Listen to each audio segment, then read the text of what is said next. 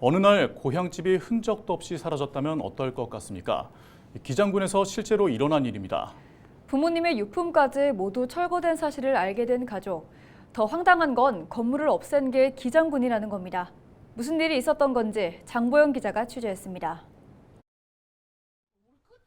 60대 박만조 씨는 추석을 앞두고 고향집을 찾았다가 청천벽력 같은 일을 당했습니다.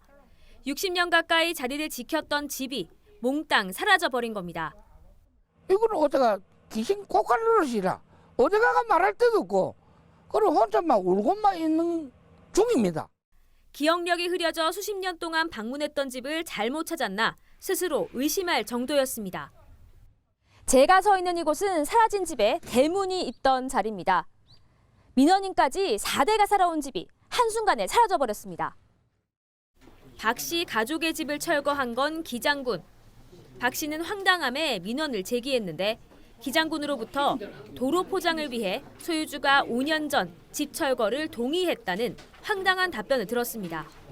보상금을 지급했고 일부 보상금은 찾아가지 않아 법원에 공탁을 걸어놨다는 겁니다. 하지만 취재가 시작된 후 기장군은 실수를 뒤늦게 인정했습니다. 철거된 집의 공동 소유주인 박 씨 가족은 고향집 공터 일부에 대해 매입을 동의했지만 기장군이 집 전체를 철거한 겁니다.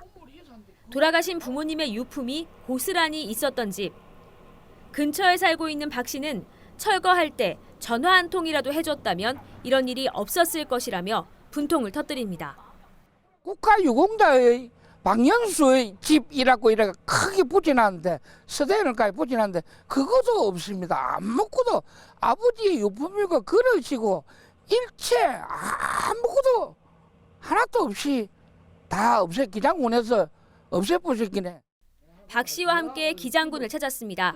관계자는 보상 당시 집 공터 일부와 건물의 3분의 1을 매입하는 것으로 협의받지만 건물 전체로 잘못 전달됐다고 해명했습니다.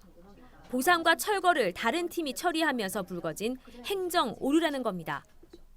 당초에 이제 전체 철거로 이제 저희가 구상을 하다 보니 그 과정에서 이제 18년도에 보상이 이루어지고 바로 공사 진행이 됐으면 그때 당시에 뭐 내용이나 이런 게 진행이 착착 됐을 건데 3, 4년이 흐르다 보니까 그 사이에 이제 세부적인 내용까지 이제 다 그게 전달이 안 됐던 거죠. 이에 대해 박 씨는 건물 공터 일부 매입만 허락했지 건물의 3분의 1을 철거한다는 내용은 알지도 못했다고 주장합니다.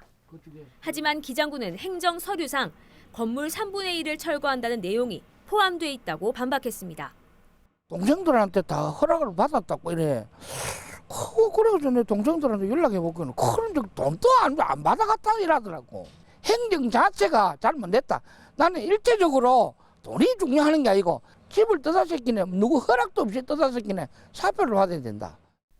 기장군은 앞으로 3, 4개월 내에 감정평가사를 선임해 물질적, 정신적 피해 보상 절차를 밟겠다는 입장입니다. 행정의 잘못으로 4대째 내려온 집과 부모님의 유품을 한순간에 잃어버린 박 씨 가족. 군의 소잃고 외양간 고치기식 태도에 오늘도 눈물을 흘리고 있습니다. 헬로티비 뉴스 장보영입니다.